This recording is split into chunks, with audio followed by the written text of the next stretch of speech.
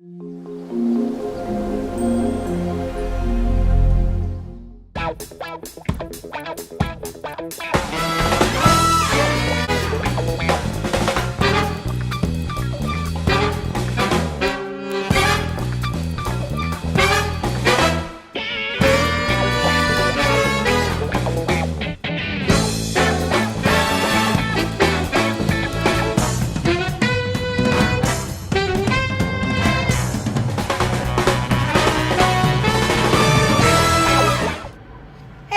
how you doing? Hey, how you doing? Hey guys, hey girl, hey. Okay, so I am post-op. This is week 2 officially today. Today, 2 weeks ago, I had my surgery at Dr. Maurice.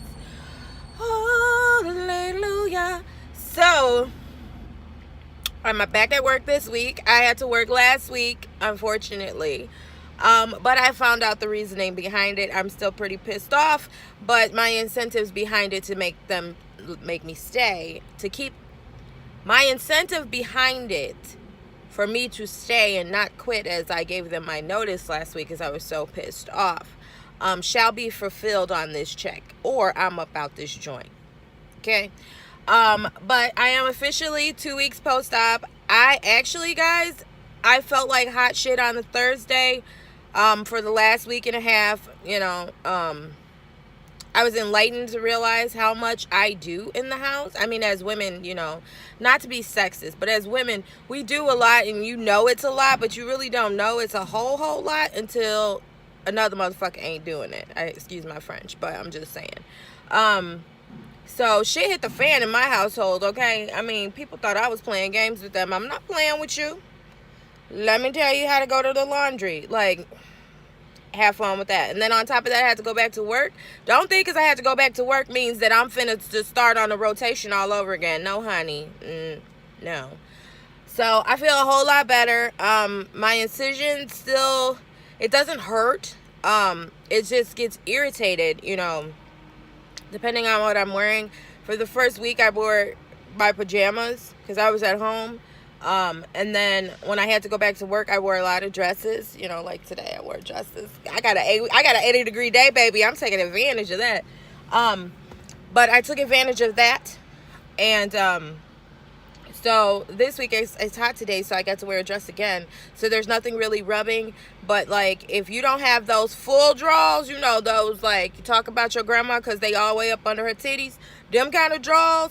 Or the briefs, I think they call them. If you don't have something like that and you trying to be cute, honey, even though you're not bleeding or nothing, baby, when I say it's going to cut into that incision and you're going to feel it and you're going to feel like the power of Thor's hammer hit you in your ass, that's how it's going to feel. Okay?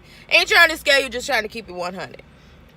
So I got on me some full draws. If I could pull them up to the capacity that they would cover my face. That's how big these drawers is. But baby, when I say it feels good, it feels good. What I did notice is that, they tell you to take a shower. They tell you to clean it with antiseptic, make sure it's dry.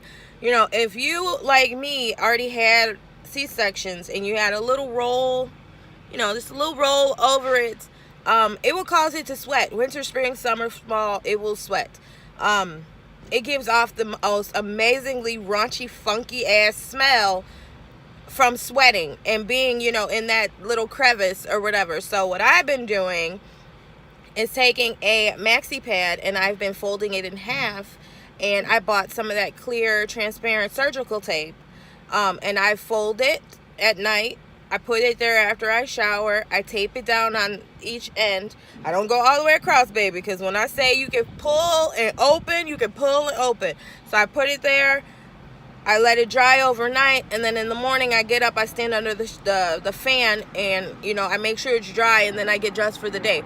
But I take a maxi pad. I'm telling you guys, I'm crazy. I take a maxi pad and I tape it to both sides of that part where it would hit for anything, ooze, whatever it decide to do that day, okay? Because I'm not trying to be funky, going nowhere.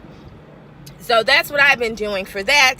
As far as feeling back to myself, I feel good. I did the OPKs last week. I saw in the other video I showed you guys. This is why I say OPKs don't work for me. I was like, you know what, fuck it, let's see, because I had an irregular cycle. I had a 14-day cycle right before my surgery. So what one Glow app that I'm using told me that I was supposed to ovulate the week after my surgery, and I did the OPK and it looked positive. But I used OVA too, and it said this week is my ovulation week.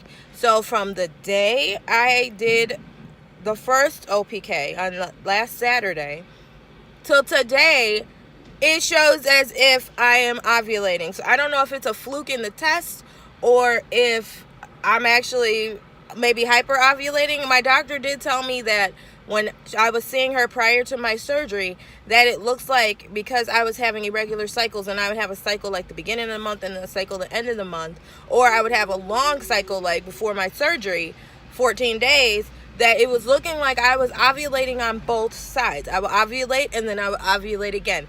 I don't know how true that is, but that's what she said it looked like. Had a whole very nervous, okay? So for these last 8 days that I've been just testing every morning and every time I come home from work, I mean, I got this gigantic box. What the fuck? I'm gonna try them.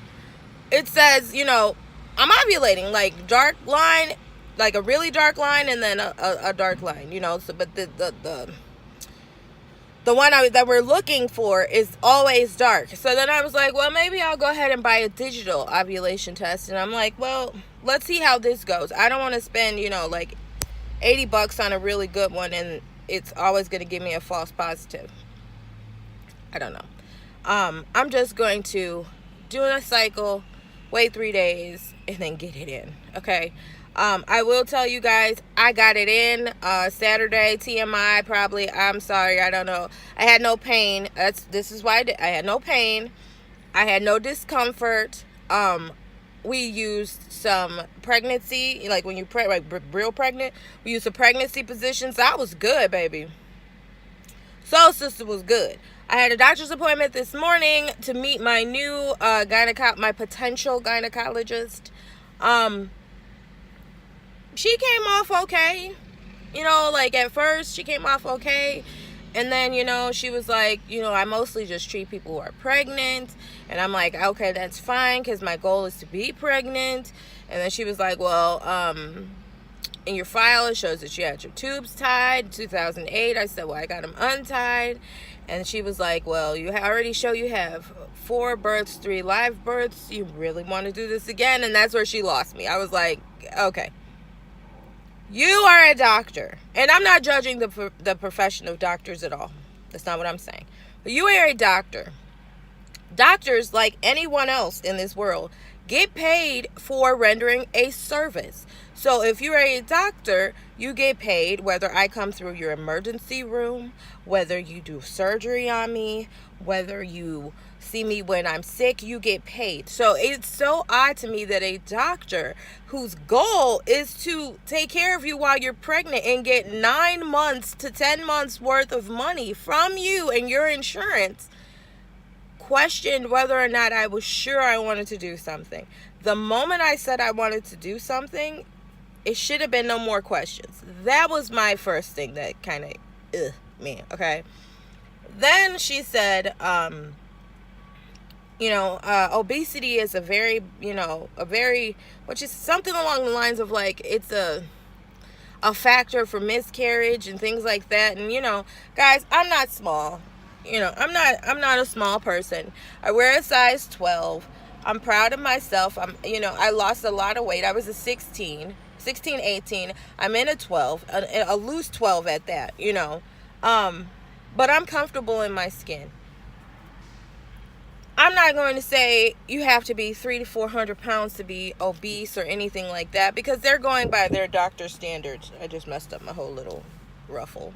Anywho, they're going by their doctor standards. They're not going by health. They're not doing any tests on me to see that I'm healthy. No high cholesterol, no high blood pressure, no stroke, no nothing like that. I stopped smoking back in October. I did have a cigarette though when I got to the airport after the surgery, baby. I needed something, okay, because I felt like my world was collapsed at that moment. But I just, I think that doctors just don't have a bedside manner. And I think when it comes to something serious, like I got my tubes untied because I want to extend my family, I think that you should, regardless of how you feel personally, you should talk to me like a doctor talking to a potential patient. You should talk to me like you're not going to go to a fertility center and, say you want to do IVF. I have all the money. Here's my money. And then they say, well, you already got 3 kids. They're not going to say that. They're going to test you. They're going to see if you're a candidate. They're going to see if you fit the criteria. And then they're going to go. But she just like rubbed me all wrong. So I left that doctor's office and went right next door and talked to this nice, fine Caucasian doctor. And he was like, okay, that sounds good. When did you get it done? I said, I got it done April 18th. He said, when are you looking to try to, start TTCing? I said, as soon as possible. He said, what were your doctor's orders? I said, my doctor's orders were, fit to my husband, were 2 weeks, and then, 2 weeks, then sex, a month after the first cycle, we can try. My paperwork says 1 month, nothing in the vagina. After 2 cycles, we could try. So it was up in the air, whatever. So he talked to me, let me know, it only takes 1 to 2 weeks, as I have been telling my TTC sister, I think yesterday or the day before. 1 to 2 weeks it takes for the tubes to actually heal themselves. They're worried about the incision. He said, if you're comfortable, then you can go along with it. And we had a good conversation, like a very good conversation. I told him what my ideals were, because I don't want to get pregnant, find a doctor, and then, be 6 months into a pregnancy, and then he tells me, oh, I don't want you to do a VBAC, which is vaginal birth after cesarean. I don't want you to do a VBAC. We don't do that. I don't want him to tell me our facility won't let you do a water birth. I want to do a water birth. I don't want you to tell me that later. So if I put all my chips on the table now, there's no way in hell you play the nut roll later. Save yourself a curse out. Save your feelings from getting hurt, because my feelings are going to be hurt because you turn around and tell me what I want I can't have. But then your feelings are going to be hurt by my reaction and this lethal liquid fire ass shit that's going to come out of my mouth when I say it to you, because then I'm going to feel like, you played me. So we had a great conversation. He said he would get back to me as far as VBAC goes, what my options are for VBAC. I truly don't want to have another C-section. And having this surgery done further gave me my reasoning why I don't want to have another fucking VBAC. Another fucking C-section. I'm good. If I have to have a C-section after being in a controlled environment and trying to VBAC, that's fine. But if you just tell me straight from the beginning I can't do it, no. Unless it's some triplets in that joint or some quads, they both can come on down. I got patience. Ain't nowhere else I need to be. Slide them on down. So me and my husband are going to start the TTC for sure next week. And I'm excited. My cycle, according to Glow, is due on May 12th or some shit like that. And my cycle, according to Ova, is the same time. Maybe a couple days off. But I just want to get back into the flow of, us. And, if I start now because I don't have pain or anything, getting it in. I'm always going to say getting it in, guys. I'm not going to say intercourse. I'm not going to say making love, the monkey with 2 backs, hitting the skins. I'm always going to say getting it in. So, I want to get back into the flow. That way, when we are truly TTCing, because as I said, I'm not going to tell him, tonight I'm in my window, if we just get back into the flow of ourselves and everything, it will be second nature, and he won't even be like, are we trying tonight? It'll just be like a natural thing. So that's where I am so far. I feel good. I feel amazing. The second doctor that I saw, seems like he could be a candidate once he gets back to me about my VBAC. And I just feel like everything is good. There's so many of my tubal reversal sisters that are on their way to get their surgery. Oh, safe travels to you. Don't sweat the small things. Everything that you want to go perfect may not go perfect. Be okay with that. Be okay. Speak up. Be heard. Express yourself. Ask every question that you want to ask, and just enjoy the moment and enjoy the time, because just the other day I was stressing and nervous about my surgery and doing my what's in my bag video and everything, and now I'm like, shit, TTC, let's go. You know what I'm saying? Like, let's go. Like, this will be my last video on my tubal reversal. My new intro and my new everything will be my TTC journey. And you know what? I welcome all the suggestions, all the comments, everything, things that helped you guys, everything. I welcome it all. You guys can reach out to me. I don't know if I know much, but I can try to answer your questions at genesislovingstv@gmail.com. You can also leave stuff in the comments. Share, like, subscribe for everybody on their way to their journey. Welcome to the other side, sister. It's almost time. For those that are thinking about it, think long and hard. Do your research. Everything else, know that everybody won't be happy for you. Everybody that smiles in your face is not excited for your news. And just stay blessed, stay humble, and have a great day. Bye, guys.